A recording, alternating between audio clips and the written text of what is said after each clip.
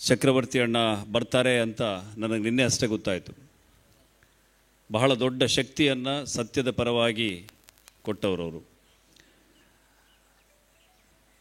ಸೌಜನ್ಯ ಎನ್ನುವಂಥ ಹೆಣ್ಣು ಮಗುವಿನ ವಿಷಯದಲ್ಲಿ ನಾವು ಮಾತಾಡುವ ಹೊತ್ತಿನಲ್ಲಿ ಸಾಕಷ್ಟು ದಾಳಿಯನ್ನು, ನಮ್ಮ ವಿರುದ್ಧದ ಒಂದು ರೀತಿಯ ಸಂಚನ್ನು ಎಲ್ಲ ಎದುರಿಸುವಾಗ ಇನ್ನೊಂದಷ್ಟು ಜನ ಮಾತಾಡಬೇಕು ಅಂಥೇಳಿ ಯೋಚನೆ ಮಾಡ್ತಾ ಇದ್ದಾಗ ಚಕ್ರವರ್ತಿ ಸೂಲಿಬೆಲೆಯಂತಹ ಪ್ರಮುಖರು ಬಹಳ ಗಟ್ಟಿಯಾಗಿ ಆ ಸತ್ಯದ ಜೊತೆ ನಿಂತರು. ಅದರ ನಂತರ ಒಟ್ಟಾರೆ ಈ ಪ್ರಕರಣದ ದಿಕ್ಕು ಹೊಸ ಹೊರಳಿನ ಕಡೆಗೆ ಸಾಗಿ ಬಂತು. ಆ ಕಾರಣಕ್ಕೆ ಅವ್ರ ಬಗ್ಗೆ ನನಗೆ ಭಾಳ ವಿಶೇಷವಾದಂಥ ಪ್ರೀತಿ. ಬಂಧುಗಳೇ, ಸೌಜನ್ಯ ಪ್ರಕರಣಕ್ಕೆ ಯಾಕೆ ಅದನ್ನೊಂದು ವರದಿ ಮಾಡಬೇಕು ಅಂಥೇಳಿ ನಾನು ಹೋದೆ ಅಂತ ಹೇಳಿದರೆ, ನನ್ನ ತಂಗಿ ನನಗೊಂದಿನ ಮೆಸೇಜ್ ಮಾಡ್ತಾಳೆ, ಅಣ್ಣ ನೀನು ತುಂಬ ವರದಿಗಳನ್ನೆಲ್ಲ ಮಾಡಿದ್ದೆ, ನಾನು ಪತ್ರಕರ್ತನಾಗಿ ಆಮೇಲೆ ಆ ಪತ್ರಿಕೋದ್ಯಮದ ಕೆಲಸ ಬಿಟ್ಟು ನಾನು ಉದ್ಯಮ ಮಾಡಿಕೊಂಡಿದ್ದೆ.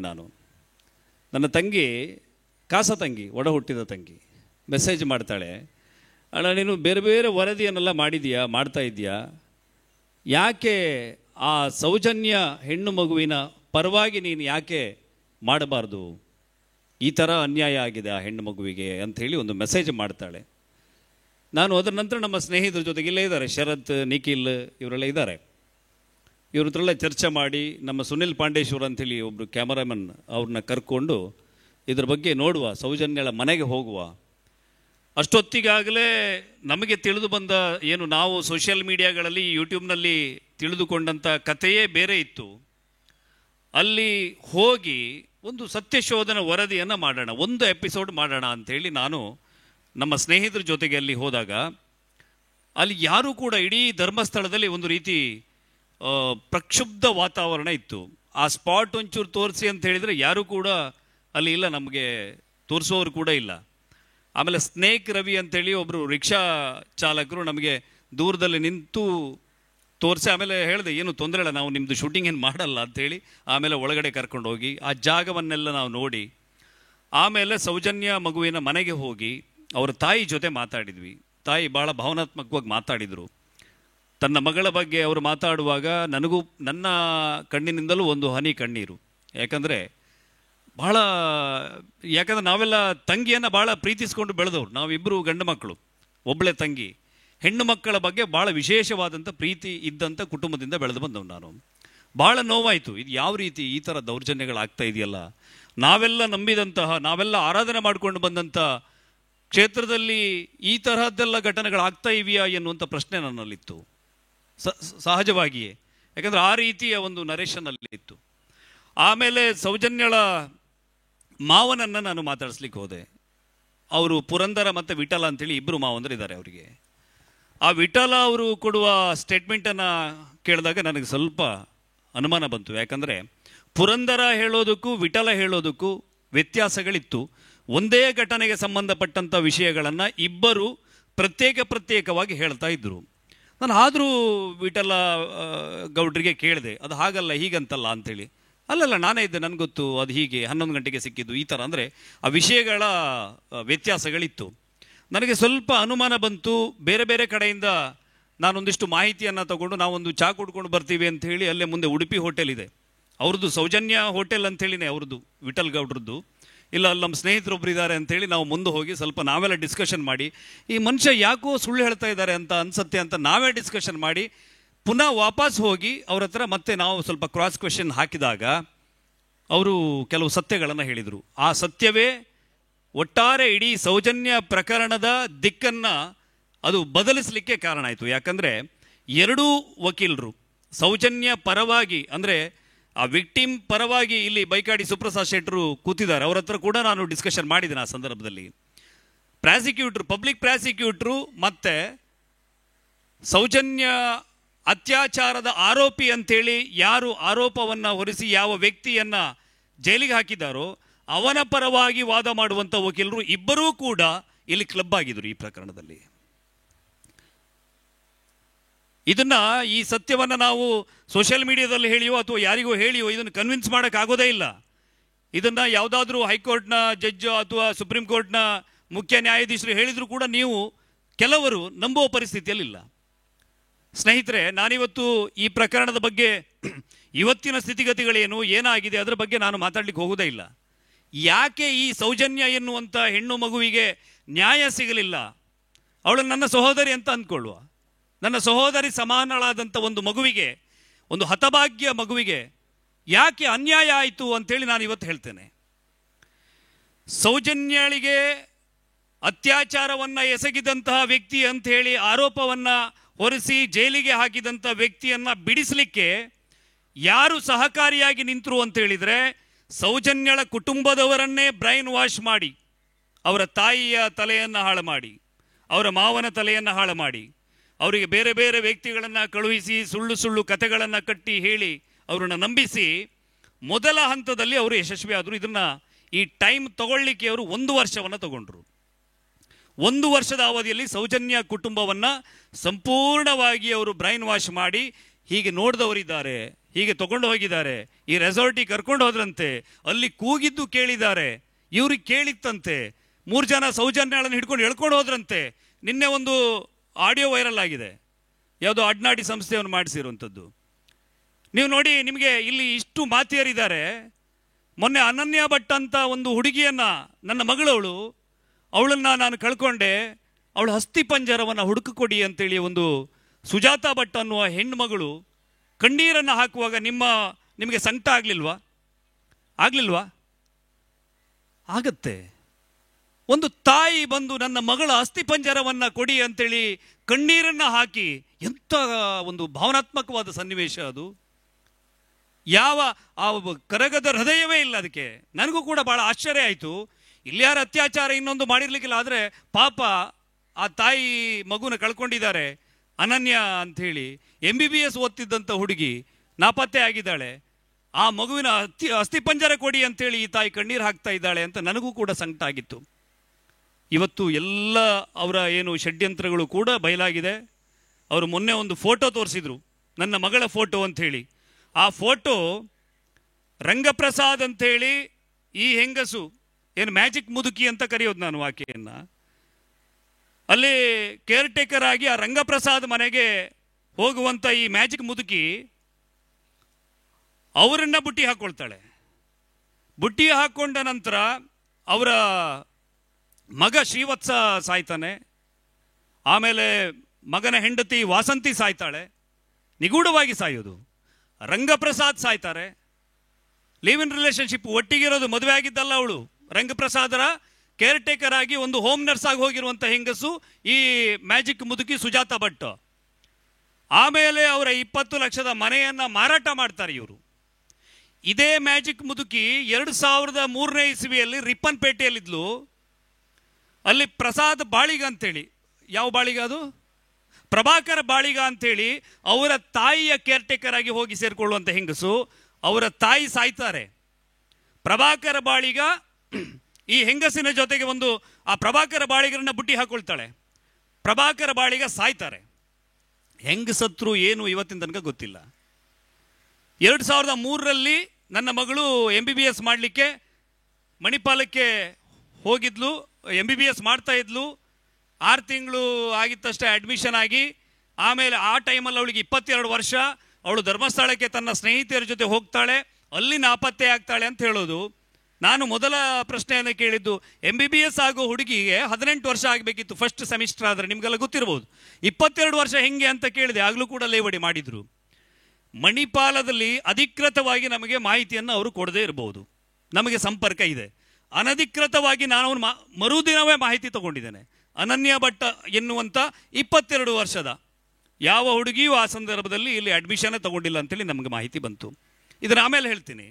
2003ರಲ್ಲಿ ಪ್ರದೀಪ್ ಬಾಳಿಗರ ಜೊತೆ ಇದ್ದಂಥ ಆ ಸುಜಾತಾ ಭಟ್ ಒಂದು ಮೀಡಿಯಾಕ್ಕೆ ಒಂದು ಸ್ಟೇಟ್ಮೆಂಟನ್ನು ಆಗ ಗಂಡ ಹೆಂಡತಿ ಕೊಟ್ಟಿದ್ರು.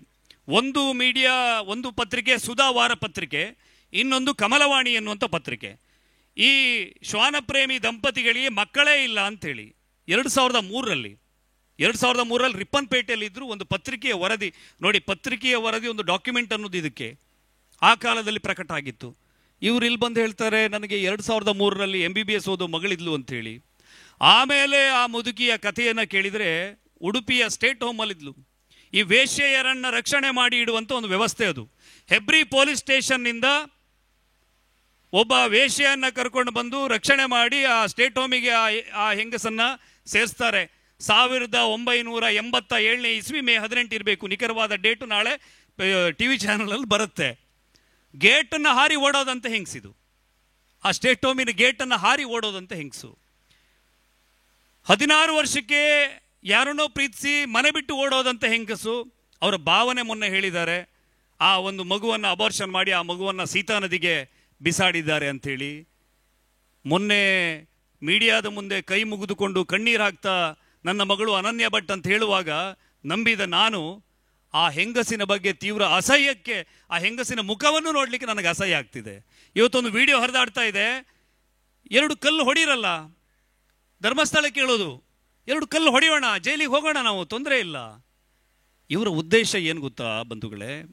ಇವರು ನಮ್ಮ ಧರ್ಮಸ್ಥಳ ಎನ್ನುವಂಥ ಶ್ರದ್ಧಾ ಕೇಂದ್ರವನ್ನು ದಾಳಿ ಮಾಡಲಿಕ್ಕೆ, ಅದರ ವಿರುದ್ಧ ಷಡ್ಯಂತ್ರವನ್ನು ರೂಪಿಸುವವರ ಭಾಗವಾಗಿ ದಾಳವಾಗಿ ಬಂದವರು. ಒಬ್ಬ ರೌಡಿ ಹೇಳ್ತಾನೆ, ಧರ್ಮಸ್ಥಳದಲ್ಲಿ ಮಂಜುನಾಥ ಅಣ್ಣಪ್ಪ ಇರುವುದೇ ಸುಳ್ಳು, ನಿಮ್ಮ ಮನೆ ದೈವ ಪಂಜುರ್ಲಿ, ಅಲ್ಲಿ ಪಂಜುರ್ಲಿಯೇ ಇಲ್ಲ ಅಂದ್ರೆ ನಿಮ್ಗೆ ಹೆಂಗಾಗತ್ತೆ? ಮಂಜುನಾಥ ಅಣ್ಣಪ್ಪ ಇರುವುದೇ ಸುಳ್ಳು, ಅಲ್ಲಿಗೆ ಬುಲ್ಡೋಜರ್ ನುಗ್ಸಿ ಅಂತ ಹೇಳ್ತಾನೆ, ಹಾಕಿ ಒಡಿರಲ್ಲ ಅದನ್ನಂತ ಹೇಳ್ತಾನೆ. ಇವನು 16,000 ಚದರ ಅಡಿಯ ತಿಮ್ರೋಡಿ ಬೂಡು ಅಂತ ಹೇಳಿ ಕಟ್ಕೊಂಡಿದ್ದಾನೆ. ಇಲ್ಲಿ ಮಂಜುನಾಥ ಸ್ವಾಮಿ, ಇಲ್ಲಿ ಅಣ್ಣಪ್ಪ ಸ್ವಾಮಿ ಇದ್ದಾರೆ ಅಂತ ಅವನು ಹೇಳ್ತಾನೆ. ಅವನು ಮೊದಲೊಂದು ಇಂಟರ್ವ್ಯೂಲ್ಲಿ ಹೇಳಿದ್ದಾನೆ, ಮಂಜುನಾಥ ಅಣ್ಣಪ್ಪ ಇಲ್ಲೇ ಇದ್ದಾರೆ, ಅಲ್ಲಿ ಇಲ್ಲಿಂದ ತಂದು ಇಲ್ಲಿ ಬಾವಿಗೆ ಹಾಕಿದ್ದಂತೆ ಅಂತ ಹೇಳಿ. ಅಂದರೆ ಧರ್ಮಸ್ಥಳವನ್ನೇ ಶಿಫ್ಟ್ ಮಾಡೋದು. ಮೈಸೂರಿನ ಜಲದರ್ಶಿನಿ ಭವನದಲ್ಲಿ ನಾನು ಮಾತಾಡಿದಾಗ ಆತ ಹೇಳಿದ್ದಾನೆ, ನಾನೇ ಧರ್ಮಾಧಿಕಾರಿ ಅಂತ ಹೇಳಿದ್ದಾರೆ. ಈ ಸೌಜನ್ಯ ವಿಷಯಕ್ಕೆ ಬರೋದಾದ್ರೆ, ಹೇಗೆ ಆ ಹೆಣ್ಣು ಮಗುವಿಗೆ ಇವರು ಅನ್ಯಾಯವನ್ನು ಮಾಡಿದರು ಅಂತ ಹೇಳಿದರೆ, ಈಗ ನಮ್ಮ COD, ನಮ್ಮ CBI ಎರಡೂ ತನಿಖಾ ಸಂಸ್ಥೆಗಳು, ಪೊಲೀಸ್ ಅವರು ಪ್ರಾಥಮಿಕ ಹಂತದಲ್ಲಿ ಮಾಡಿದರೆ ಒಂದು 10 ಗಂಟೆ ಇನ್ವೆಸ್ಟಿಗೇಷನ್ ಮಾಡಿರ್ಬೋದು.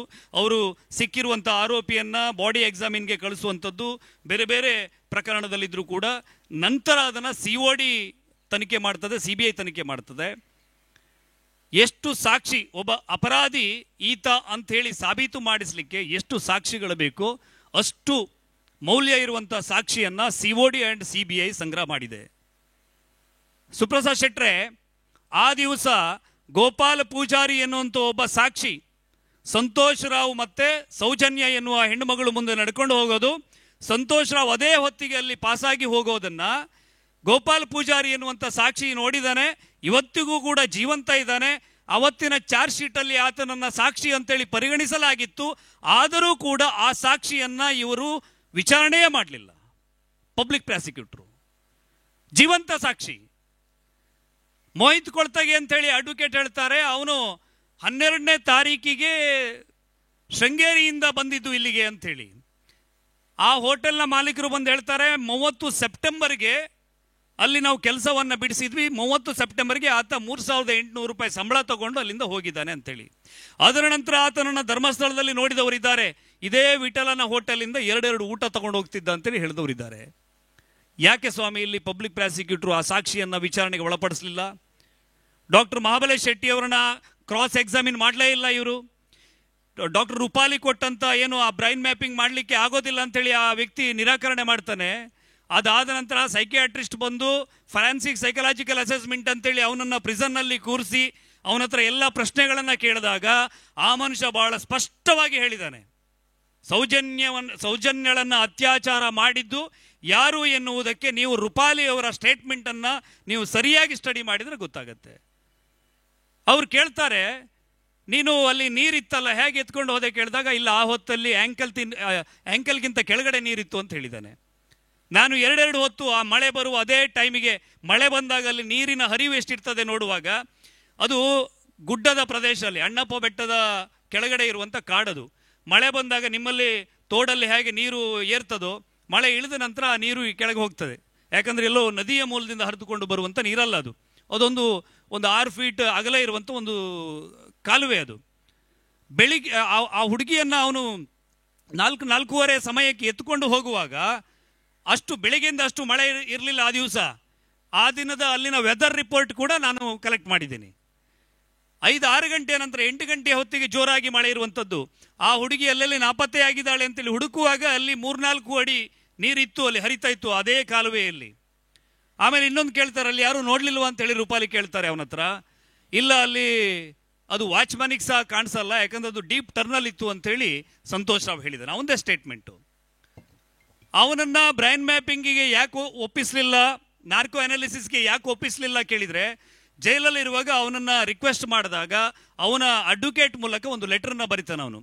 ನಾನು ಇದು ಯಾವುದೇ ಪ್ರಕರಣದಲ್ಲಿ ಭಾಗಿಯಾಗಿ ಇಲ್ಲದೇ ಇರುವ ಕಾರಣ ನಾನು ಯಾವುದೇ ರೀತಿಯ ವೈಜ್ಞಾನಿಕ ತನಿಖೆಗೆ ನಾನು ಒಪ್ಪಿಗೆ ಕೊಡೋದಿಲ್ಲ ಅಂತೇಳಿ ಅವನೇ ಕೈಯಲ್ಲಿ ಹಸ್ತಾಕ್ಷರದಲ್ಲಿ ಬರೆದು ಅವನೇ ಸಹಿ ಆಗಿರುವಂಥ ದಾಖಲೆ ಅದು ಚಾರ್ಜ್ ಶೀಟ್ನಲ್ಲಿದೆ.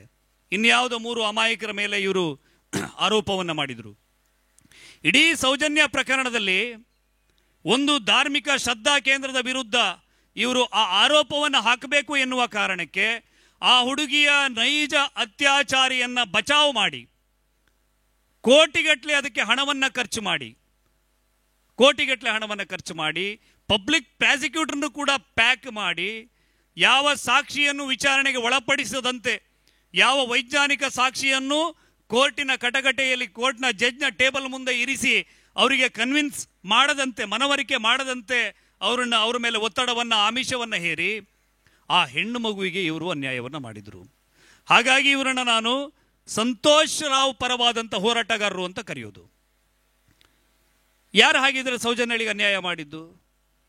ಆ ಹುಡುಗಿಯ ಏನು ಆ ವ್ಯಕ್ತಿಯ ಆ ಮಗುವನ್ನು ಎಳೆದುಕೊಂಡು ಹೋಗುವಾಗ ಆತನ ಹಣೆಯ ಮೇಲೆ ಪರಿಚಿದಂಥ ಗಾಯ ಇತ್ತು, ಆತನ ಬೆನ್ನ ಮೇಲೆ ಉಗುರಿನಿಂದ ಪರಿಚಿದಂಥ ಗಾಯ ಇತ್ತು. ಆ ಹುಡುಗಿಯ ಕಾಲಿನ ಸ್ಟ್ರಗಲ್ ಮಾರ್ಕ್ ಅದೇ ಜಾಗದಲ್ಲಿ ಅತ್ಯಾಚಾರಕ್ಕೆ ಒಳಪಟ್ಟಿದ್ದು ಅಂಥೇಳಿ ಫೊರೆನ್ಸಿಕ್ ಡಾಕ್ಟರ್ ಬಂದು ಅಲ್ಲಿನ ಸ್ಟ್ರಗಲ್ ಮಾರ್ಕನ್ನು ಗುರುತಿಸಿದ್ದಾರೆ. ಸ್ಟ್ರಗಲ್ ಮಾರ್ಕ್ ಅಂತ ಹೇಳಿದ್ರೆ ಅತ್ಯಾಚಾರಕ್ಕೆ ಒಳಪಡುವಂಥ ಸಂದರ್ಭದಲ್ಲಿ ಆ ಮಗು ಒದ್ದಾಡಿರುವಂಥದ್ದು. ಆ ಮಗುವಿನ ಬೆನ್ನಿನ ಮೇಲೆಲ್ಲ ಅಲ್ಲಿ ಮರದ ಏನು ಆ ಬೇರುಗಳಲ್ಲಿ ಆ ಭಾಗದಲ್ಲಿ ಅತ್ಯಾಚಾರ ಮಾಡಿರೋ ಕಾರಣಕ್ಕೆ ಆ ಮಗುವಿನ ಬೆನ್ನಿನ ಭಾಗದಲ್ಲಿ ಸಂಪೂರ್ಣ ಗಾಯಗಳಾಗಿರುವಂಥದ್ದು. ಅಲ್ಲಿನ ದೇಹದ ಮೇಲೆ ಒಂದು ಕೀಟ, ಬ್ಲೂ ಫ್ಲೈ ಅಂತೇಳಿ ಒಂದು ಕೀಟ ಮೊಟ್ಟೆ ಇಟ್ಟಿರುವಂಥದ್ದು. ಅದನ್ನು ಆಂಟಮಾಲಜಿ ಸ್ಟಡಿ ಮಾಡಿ ಆ ರಿಪೋರ್ಟನ್ನು ಫೊರೆನ್ಸಿಕ್ ಡಾಕ್ಟರ್ ಕೊಟ್ಟಿರುವಂಥದ್ದು. ಅಲ್ಲಿನ ಮಣ್ಣನ್ನು, ಆ ಹುಡುಗಿಯ ಗುಪ್ತಾಂಗಕ್ಕೆ ಆತ ಮಣ್ಣನ್ನು ಎರಚಿದ್ದಾನೆ, ದಾಳಿಯನ್ನು ಮಾಡಿದ್ದಾನೆ.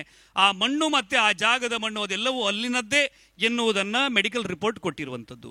ಇಷ್ಟೆಲ್ಲ ಸಾಕ್ಷಿ ಇದ್ರೂ ಕೂಡ ಅಲ್ಲ, ಅದನ್ನು ರೆಸಾರ್ಟಿಗೆಲ್ಲೋ ಕರ್ಕೊಂಡೋಗಿ ಅತ್ಯಾಚಾರ ಮಾಡಿದ್ದಾರೆ. ಇವರೇ ಹೇಳ್ತಾರೆ ರಾತ್ರಿ ಎಲ್ಲ ಹುಡುಕ್ತಾ ಇದ್ರು ಅಂಥೇಳಿ. ಎಲ್ಲ ಹುಡುಕುವ ಹೊತ್ತಿಗೆ ಅಲ್ಲಿಗೆ ತಂದು ಒಂದು ಬಾಡಿಯನ್ನು ತಂದು ಹಾಕ್ಲಿಕ್ಕೆ ಸಾಧ್ಯತೆ ಇದೆಯಾ? ಈ ವಿಷಯದ ಬಗ್ಗೆ ನಾನು ತುಂಬ ಸಂದರ್ಭಗಳಲ್ಲಿ ಮಾತಾಡಿರೋ ಕಾರಣಕ್ಕೆ ಏನು ಸಮಸ್ಯೆ ಅಂತ ಹೇಳಿದರೆ, ನಾನು ಒಂದೊಂದು ವೇದಿಕೆಯಲ್ಲಿ ಒಂದೊಂದು ಕತೆ ಹೇಳೋಕ್ಕಾಗೋದಿಲ್ಲ. ನಾನು ತಿಮ್ರೋಡಿ ಅಥವಾ ಗಿರೀಶ್ ಮಟ್ಟಣ್ಣ ಅಲ್ಲ, ಯಾಕಂದರೆ ಹೌದು ಒಂದೊಂದು ವೇದಿಕೆಯಲ್ಲಿ ಒಂದೊಂದು ಕತೆ. ನಾವು ಇದನ್ನೇ ಹೇಳಬೇಕು, ಸತ್ಯ ಒಂದೇ ಇರೋದು. ನನ್ನ ತಾಯಿ ಸುಶೀಲ ಅಂತ ಹೇಳಿದ್ರೆ ನನ್ನ ತಾಯಿ ಸುಶೀಲ ಮಲ್ಪೆಯಲ್ಲೂ ಹೇಳಬೇಕು, ನಾನು ಬೆಂಗಳೂರಿನಲ್ಲೂ ಹೇಳಬೇಕು.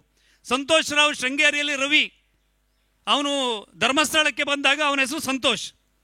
ಅದು ಹೆಂಗಾಗತ್ತೆ? ಅವನು ಅಲ್ಲಿ ಯಾಕೆ ಸುಳ್ಳು ಹೆಸರನ್ನು ಕೊಟ್ಟ? ಅವನ ಮನೆಯ ವಿಳಾಸವನ್ನು ಕೂಡ ಅಲ್ಲಿ ಕೊಟ್ಟಿಲ್ಲ.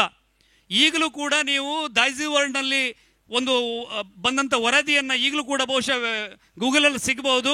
ಆತ ಇನ್ನೊಂದು ರೇಪ್ ಅಟೆಂಪ್ಟ್ ಮಾಡಿದ್ದಾನೆ ಎನ್ನುವಂಥ ವರದಿ ಇವತ್ತೂ ಕೂಡ ಗೂಗಲ್ನಲ್ಲಿದೆ, ಬೇಕಾದ್ರೆ ನೀವು ಸ್ಟಡಿ ಮಾಡಿ ನೋಡಿ.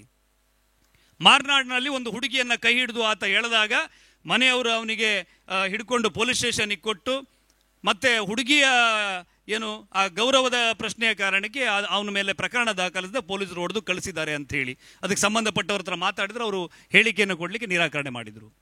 ವರ್ಷಾ ಭಟ್ ಅಂತೇಳಿ ಒಂದು ಹೆಣ್ಣು ಮಗುವಿನ ಹೆಸರನ್ನು ತಂದರು.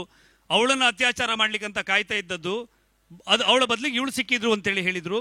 ವರ್ಷಾ ಭಟ್ ಅವಳ ಹತ್ರ ನಾನು ಕೇಳಿದೆ, ಆ ಮಗುವಿನ ಹತ್ರ. ಆ ಹುಡುಗಿಯು ಹೇಳಿದ್ಲು, 100ಕ್ಕೆ 100 ಸುಳ್ಳು, ನನ್ನನ್ನು COD ಎನ್ಕ್ವೈರಿ ಮಾಡಿದ್ದಾರೆ, ನಾನು COD ಮುಂದೆ ಹೇಳಿಕೆಯನ್ನು ಕೊಟ್ಟಿದ್ದೇನೆ, ನಾನು ಆ ಥರದ ಯಾರು ವ್ಯಕ್ತಿ ಮಾತಾಡೋದನ್ನು ನಾನು ಕೇಳಲೇ ಇಲ್ಲ, ನಂದು ಎಕ್ಸಾಮ್ ಇರೋ ಕಾರಣಕ್ಕೆ ನಾನು ಮಧ್ಯಾಹ್ನ ಬಸ್ ಹತ್ತಿ ಹೋಗಿದ್ದು ಹೌದು ಅಂತೇಳಿ 2 ಗಂಟೆಗೆ ನಾನಲ್ಲಿ ಬಸ್ಸಿಗೆ ವೆಯ್ಟ್ ಮಾಡ್ತಿದ್ದೆ ಅಂತೇಳಿ ಆ ವರ್ಷ ಭಟ್ ಹೇಳ್ತಾಳೆ. ಪರಿಮಳ ಟೀಚರ್ ಎನ್ನುವಂಥ ಟೀಚರ್ ಸ್ಕೂಟಿ ತಗೊಂಡು ಬರ್ತಾ ಇದ್ರು ಅಲ್ಲಿಗೆ. ಅವ್ರು ಬರುವಾಗ ಸೌಜನ್ಯಳನ್ನು ಇವರು ಅತ್ಯಾಚಾರ ಮಾಡಲಿಕ್ಕೆ ಎಳ್ಕೊಂಡು ಹೋಗೋದನ್ನು ನೋಡಿದ್ದಾರೆ ಅಂತ ಹೇಳಿದರು. ಪರಿಮಳ ಟೀಚರಿಗೆ ನಾನು ಕೇಳಿದೆ, ಪರಿಮಳ ಟೀಚರ್ ಹೇಳಿದ್ರು, ನನಗೆ ಸ್ಕೂಟಿ ಓಡಿಸ್ಲಿಕ್ಕೆ ಬರೋದಿಲ್ಲ, ನಾನು ಅದ್ರ ಸ್ಕೂಟಿನೂ ಇಲ್ಲ, ನಾನು ಬಸ್ಸಲ್ಲಿ ಓಡಾಡ್ತಾ ಇದ್ದದ್ದು ಅಂತ ಹೇಳಿದರು. ಹಾಗಿದ್ರೆ ಆ ಟೈಮಲ್ಲಿ ಇನ್ನೊಂದು ಕತೆ ಹೇಳಿದ್ರು. ಇನ್ನೊಂದು ಬೆಳಾಲ್ನ ಯಾವುದೋ ಒಂದು ವೇದಿಕೆಯಲ್ಲಿ ಪರಿಮಳ ಟೀಚರ್ ಅನ್ನೋ ಹೆಂಗಸು ಟೀಚರು ಬಸ್ಸಲ್ಲಿ ಹೋಗ್ತಾ ಇದ್ರು, ಸೌಜನ್ಯಳನ್ನ ಎಳ್ಕೊಂಡು ಹೋಗ್ತಾ ಇದ್ರು. ಆ ಸಂದರ್ಭದಲ್ಲಿ ಬಸ್ಸು ಕೂಡ ಸ್ಲೋ ಮಾಡಿದ್ದಾರೆ. ಇದು ದೊಡ್ಡವರ ಕತೆ, ನಮಗೆ ಬೇಡ ಅಂತೇಳಿ ಬಸ್ಸು ಮುಂದೆ ಹೋಯ್ತು ಅಂತೇಳಿ ಇನ್ನೊಂದು ಸ್ಟೋರಿ ಹೇಳಿದರು. ನಾನು ಪರಿಮಳ ಟೀಚರಿಗೆ ಅದನ್ನು ಕೇಳಿದೆ, ಇನ್ನೂ ರೆಕಾರ್ಡ್ ಇದೆ, ನನ್ನ ನೀವು ಪಬ್ಲಿಕ್ ಮಿರರಲ್ಲಿ ಹುಡುಕಿದ್ರೆ ಇನ್ನೂ ಇವರು ಪರಿಮಳ ಮೇಡಮ್ ಮಾತಾಡೋದು ರೆಕಾರ್ಡ್ ಇದೆ. ಅವ್ರು ಹೇಳಿದ್ರು, ಇಲ್ಲ ನಾನು ಆ ದಿವಸ ಬಸ್ಸಲ್ಲೇ ಹೋಗಲಿಲ್ಲ, ಪೇರೆಂಟ್ಸು ಬಂದಿದ್ರು, ಅವ್ರ ಹತ್ರ ಮಾತಾಡ್ತಾ ಲೇಟ್ ಆಯಿತು, ನಾನು 5:15 ಅವ್ರ ಜೀಪಲ್ಲಿ ಡ್ರಾಪ್ ತಗೊಂಡೆ ಅಂತ ಹೇಳ್ತಾರೆ.